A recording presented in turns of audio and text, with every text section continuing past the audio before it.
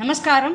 In your proverb, if money and materialistic things make you believe you are better than others, you are the poorest person on earth. ரொம்ப அழகான கருத்துங்க, ரொம்ப அழகான கருத்து. நெத்தியடி punch டைலாக்னா punch dialogue. நிறைய பேர் materialistic, வீடு வாசல், நல்ல பணம், நல்ல காரு, வசதியெல்லாம் இருந்தால் தான் நம்ம நல்ல ஸ்டேட்டஸில் இருக்கோம் அப்படின்னு நினச்சிட்டு இருக்கா. அதுதான் தப்பு. அதுதான் அவன் என்ன சொல்கிறா, you are the poorest person on earth அப்படிங்கிறா. தப்பு. நம்ம எண்ணத்தில் கெட்டிக்காராளாக இருக்கணும், எண்ணத்தில் ரிச்சாக இருக்கணும் அப்படின்னா நல்ல கான்டாக்ட்ஸ், நல்ல நம்மளுக்கு பின்னாடி அவ்வளோ பேர் இருக்கணும். கான்டாக்ட்ஸ், பீப்புள் கான்டாக்ட், அந்த பீப்புளோட கான்டாக்ட்ஸ்னால் என்ன அர்த்தம் அப்படின்னு கேட்டேன்னா, அந்த ஸ்ட்ரென்த்து. நம்ம ஏதோ ஒன்று சொல்கிறோம் அப்படின்னா 4 பேர் நம்மளை உங்கள் பேச்சை கேட்குறா அப்படின்னா you are the richest person. And நீங்கள் லவ் எவ்வளோ தூரம் முடியுமோ அவ்வளோ தூரத்துக்கு you are showing your love, you are giving your love. இந்த லவ் அப்படிங்கிறது என்ன வேணால் இருக்கலாங்க.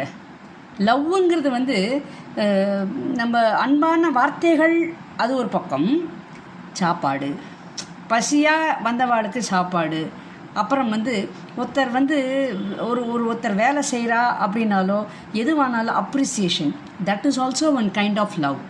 அப்ரிசியேஷன். நீங்கள் நல்லா பண்ணீங்க. ஒரு ஆஃபீஸில் வச்சுக்கோங்களேன், ஒரு ஆஃபீஸில் ஒரு சப்பார்டினேட் ஒரு வேலையை நம்ம பண்ணி கொடுத்துட்டார், உங்களுக்கு அசிஸ்ட் பண்ணிட்டார் அப்படின்னா கூட உடனே அவளை நம்ம அப்ரிஷியேட் பண்ணணும். That is also one kind of love. இதெல்லாம் நீங்கள் பண்ணி when you gain people, அப்போ you are richest person, not by money and materials. ரொம்ப நிறைய பேருக்கு புரியாமல் they work only for this money and materialistic. நான் பங்களோ வாங்கணும், நான் வில்லா வாங்கணும், நான் அந்த மாதிரி வீட்டில் வச்சுருக்கணும், எனக்கு கைத்தட்டின ஆள் இருக்கணும், அப்படிலாம் இருந்தாங்கன்னா they pretend as if they are very rich, but they are not rich. நீங்கள் தெருவோரத்தில் இருக்கக்கூடிய பூக்காரியை பார்த்தா கூட நிம்மதியாக படுத்து தூங்குவாங்க. நிம்மதியாக படுத்து தூங்குவா. அவளுக்கு படிப்பு கிடையாது. பெருசாக உங்களை மாதிரி மொசைக்கு தரை, ஸ்பார்டெக் தரை, அந்த மாதிரி தரையிலலாம் ஒன்றும் வீடு கிடையாது.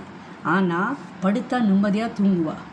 அண்ட் அவள் ஒரு குவான்டிட்டி நினச்சிப்பா, இன்றைக்கி 500 ரூபாய்க்கு பூ வாங்குகிறோம், நம்ம அது விற்கணும் அப்படின்பா. அதே மாதிரி அவளால் விற்க முடியும். So they have got confidence in them.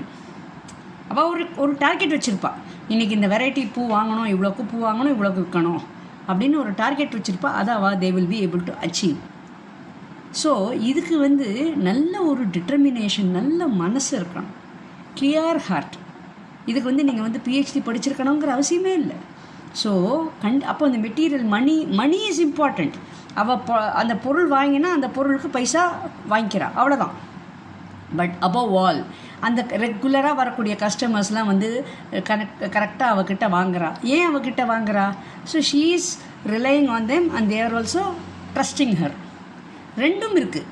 So அந்த ட்ரஸ்ட்டு தான் நம்ம கெயின் பண்ணணும். ஒவ்வொருத்தர்கிட்டேருந்து நம்ம trust, that is also one kind of love.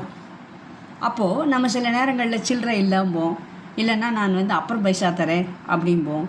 சில நேரங்கள் அம்மா இந்தாம்மா இந்த கூட பூ எடுத்துக்கோம்மா, இது சுவாமிக்கு தானே போடுறேன், இந்த எடுத்துன்னு போ அப்படின்பா, அவள் கொடுப்பா. ஸோ இந்த மாதிரி தி கைண்ட் ஆஃப் டிரான்சாக்ஷன், இந்த மாதிரி ஒரு கான்வர்சேஷன்லாம் எப்படி வரும்? These people are all rich. ஏன்னா அவளுக்கு நம்பிக்கை இருக்குது, பார்த்தா இந்த சாமான் வாங்கினா இந்த சாமான் விற்று போயிடும் அப்படின்னு. ரெகுலராக அவளை அந்த கஸ்டமர்ஸை நல்லா மெயின்டைன் பண்ணுறா. ஸோ அவள் எந்த ஸ்கூல்லையுமே படிக்கலையே, படிக்காமையே when they are able to have the confidence, நான் வாங்கின சாமான் என்னால் இன்றைக்கி எனக்கு விற்று போகும் அப்படிங்கிற அந்த கான்ஃபிடென்ஸ் எங்கேருந்து வந்தது? ஸோ இதெல்லாமே நமக்கு கடவுள் கொடுத்துருக்கார். அதெல்லாம் நம்பாமல் இந்த மணி பார்த்திங்கன்னா, மணியோட அந்த லக்ஷ்மி தேவி அந்த 10 ரூபா காயினாக இருக்கட்டும், 1 ரூபா காயினாக இருக்கட்டும், அதோட இது எப்படின்னு கேட்டேன்னா சுற்றிகிட்டே இருக்கும், ஒரு இடத்துல நிற்காது. இன்றைக்கி உங்கள் கையில் 1 ரூபா வந்ததுன்னா நாளைக்கு இன்னொருத்தர் கைக்கு போகும்.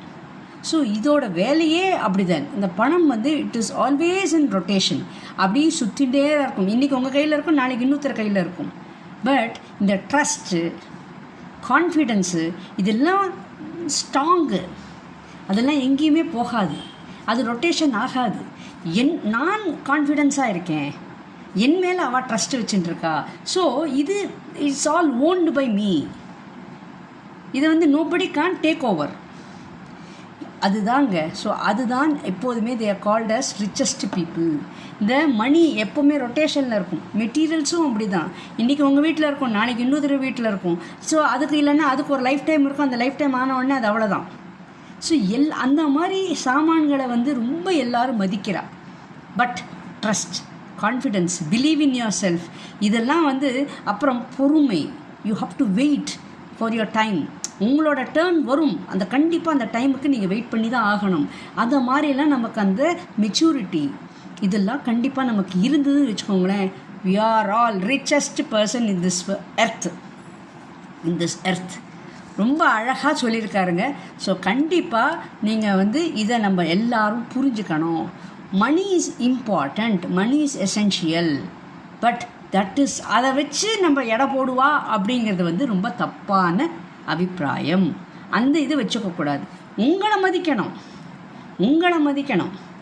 இப்போது நாங்கள்லாம் மார்க்கெட்டிங்கில் இருக்கும்போது எங்களுக்கு ட்ரைனிங்கில் கொடுக்கும்போது அவள் என்ன தெரியுமா சொல்லுவா, மார்க்கெட்டிங் அப்படிங்கும்போது ஒரு கம்பெனிக்கு I am representing, okay, at the same time the product, அந்த கம்பெனியோட ப்ராடக்டை அந்த company on the company behalf I am going and representing myself, அப்படி இதானே அர்த்தம். அப்போது நீங்கள் என்ன பண்ணணும், மார்க்கெட்டிங் ஸ்கில்ஸ் என்ன பண்ணணும் அப்படின்னா, யூ ஷுட் கெயின், அவளுக்கு உங்கள் மேலே ஒரு ஃபெய்த் வரணும். ஸோ அந்த ஃபெய்த்தை வந்து நீங்கள் மெயினாக கல்டிவேட் பண்ணணும். யூ ஹாவ் டு பிரிங் அந்த கஸ்டமருக்கு உங்கள் மேலே வரக்கூடிய ஃபெய்த்து இன்க்ரீஸ் பண்ணிகிட்டே இருக்கணும்.